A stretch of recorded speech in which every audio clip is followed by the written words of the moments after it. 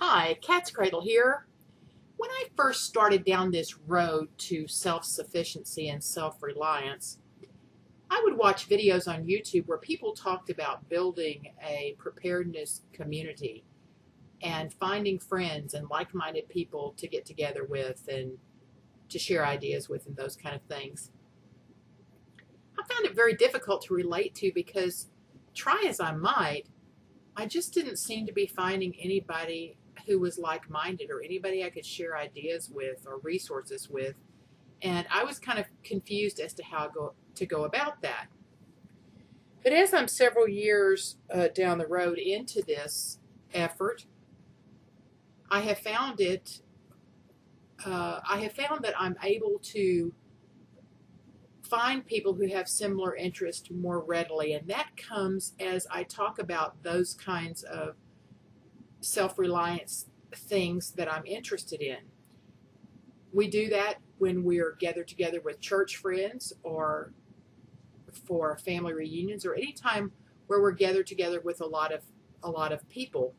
And it wasn't but a couple of weeks ago that a gentleman friend of ours from church, we're not really close friends. We've gone to church with him for several years, and we've even been invited to their home for dinner twice. But I wouldn't say we know them really well.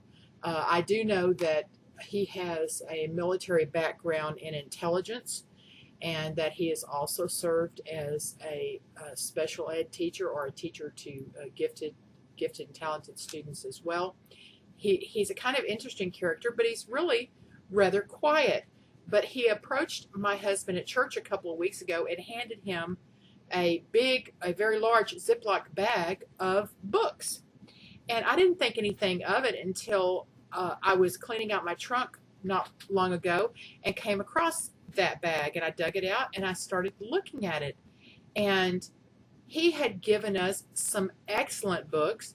And when I asked my husband how he came to get them from this fellow, he said that he had heard my husband talking about being interested in self-reliance and self-sufficiency, and said that this was an interest of his for most of his life. Now, this gentleman is probably in his 80s now, and he said that he had studied this and made it a way of life for himself for many years, but that he really no longer needed these books and wanted my husband to have them.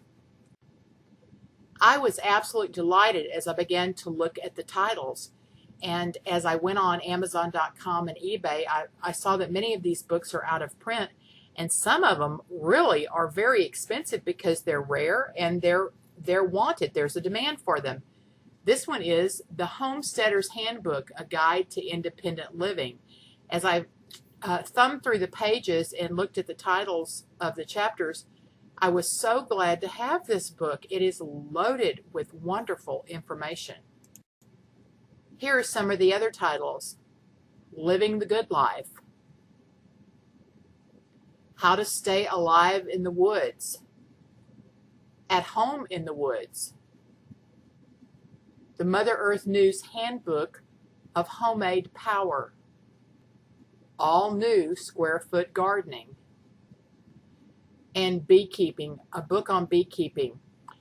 My husband is newly into beekeeping, and I think that's what jogged this elderly man's memory, thinking that he probably had a book on beekeeping, and then went and found all these as well to lump with it and give to my husband.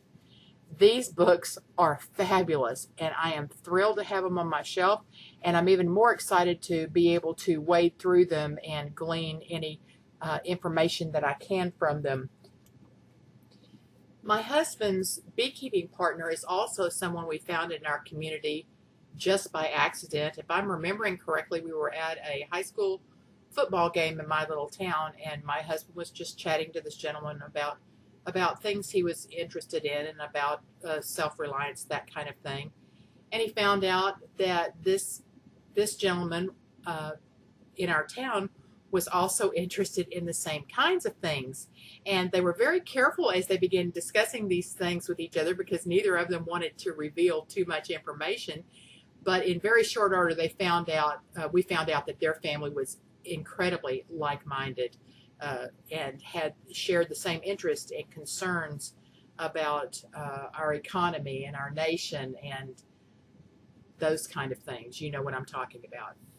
Anyway, my husband and this gentleman got to be very good friends, and my husband found out that this gentleman is an excellent woodworker, and he began to build beehives, top bar beehives for my husband. And in fact, the first cutout of a beehive that my husband did, a wild beehive, was in this gentleman's house, and they've just become great friends, and they talk weekly and share ideas with each other, and it's been wonderful.